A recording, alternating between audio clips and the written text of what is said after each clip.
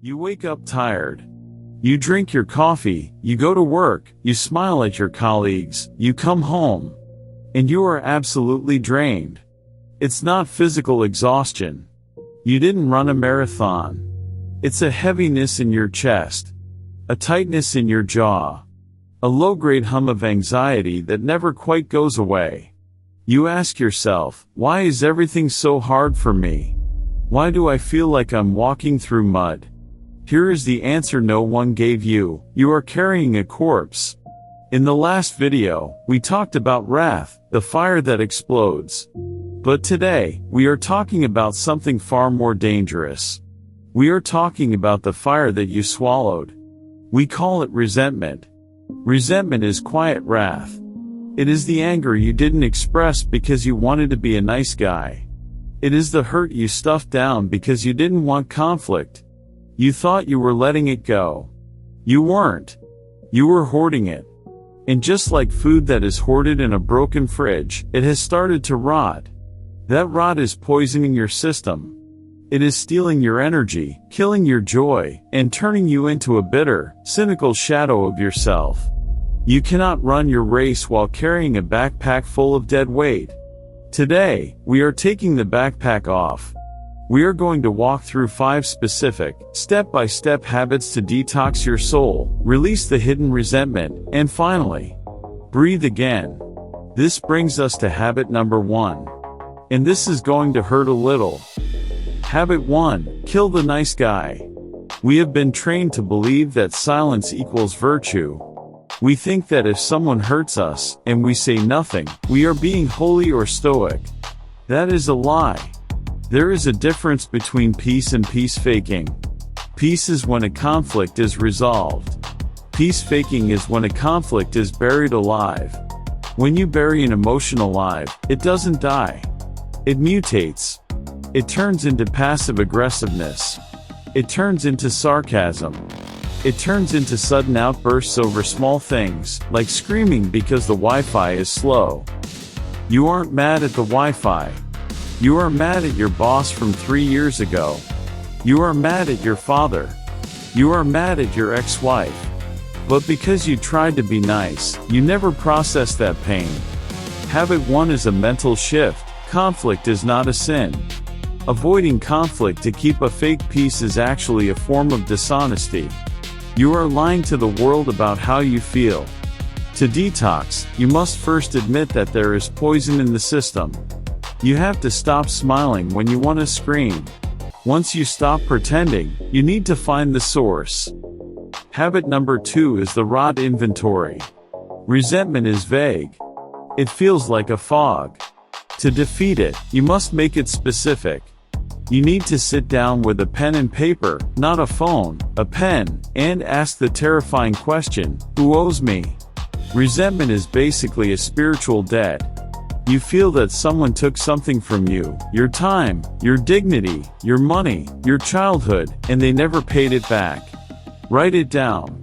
My brother owes me an apology for. My business partner owes me money for. My spouse owes me respect for. Don't edit it. Don't try to be Christian or spiritual about it. Be raw. If you hate them, write down that you hate them. You cannot clean a room if you refuse to turn on the lights. This list is your diagnosis. This is the rot we need to clear out. Now that you have the list, what do? Most men take that list and shove it back into the dark. We isolate. We cope. And how do we cope with hidden resentment? We develop secret habits. We drink. We gamble. We watch porn. We doom scroll for hours. Why? Because we need to numb the pain of the rot. Habit number 3 is, open the pressure valve. You need to speak. Resentment grows in secrecy. It dies in transparency. James 5:16 says, confess your sins to one another and pray for one another, that you may be healed. Notice it says healed, not just forgiven. The healing comes from the exposure. This is where you need a defense system.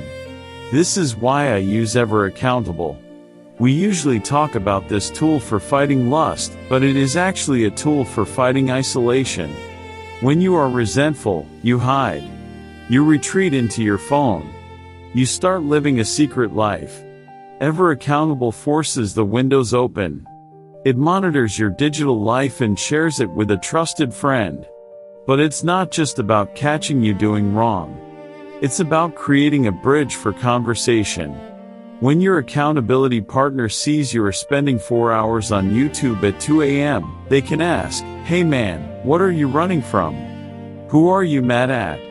That question breaks the spell. It allows you to vent the resentment safely, instead of letting it rot inside. I've put a link in the description. Stop hiding. Start healing. Habit number 4 is the one nobody talks about. You have to hold a funeral. Underneath every resentment, there is a dead expectation. You resent your father because you expected him to protect you, and he didn't. You resent your spouse because you expected them to understand you, and they don't. You resent God because you expected your life to look different by age 30. Here is the hard truth: that version of reality is dead. Your father cannot go back in time and fix it. Your life is what it is. The reason you are stuck in resentment is that you are refusing to bury the corpse of that expectation. You are trying to perform CPR on a ghost. You have to grieve. It is okay to be sad. Anger is often just a bodyguard for sadness. We get angry because it feels powerful, whereas sadness feels vulnerable. But to detox, you must let the guard down. Cry if you need to. Scream in your car. Acknowledge what you lost. Say it out loud: "I wanted a happy childhood, and I didn't get it. It is gone." When you bury the expectation, you are finally free to live in the present. You stop waiting for the past to change. Finally, we arrive at habit number 5. This is the core. This is the only thing that actually removes the rot. Habit 5, cancel the debt. We call this forgiveness. But I want you to forget the religious fluff for a second and think about it like an accountant. Resentment is a ledger. You are walking around carrying a heavy book of who owes me what. Every time you look at that person, you check the ledger. You still owe me. Forgiveness does not mean saying what they did was okay. Forgiveness means you make a decision to write off the asset. You look at the debt and say, "They cannot pay me back. They will never pay me back. And I refuse to keep chasing them. I am closing the account." You don't do this for them. You do this so you can stop being the debt collector. Being a debt collector is a miserable job. You have to stay angry. You have to stay vigilant. You have to stay in the past. When you cancel the debt, you get to walk away from the collection agency. You get your life back. I know this sounds impossible. If your wound is deep, if we are talking about abuse, betrayal, or trauma, you cannot just decide to forgive in a day. You need a process.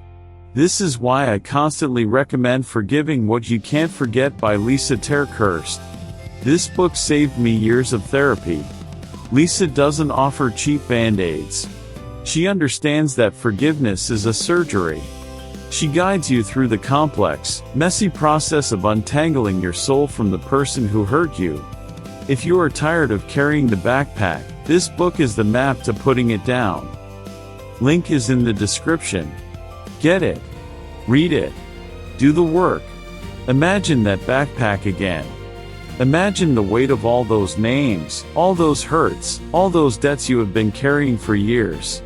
Imagine taking it off your shoulders and setting it down on the side of the road. Imagine walking away and never looking back. How light would you feel? How much energy would you have for your actual life? The silent fury is not a weapon you use against your enemies. It is a poison you feed yourself. Spit it out. Stop being nice. Make the list. Open the valve. Bury the ghost. Cancel the debt. The world needs you. But it needs the real you, not this tired, bitter version weighed down by the past. If you are ready to drop the weight and refine your soul, hit that subscribe button. We are building a community of men who are traveling light. I'll see you in the next one. You are free to go.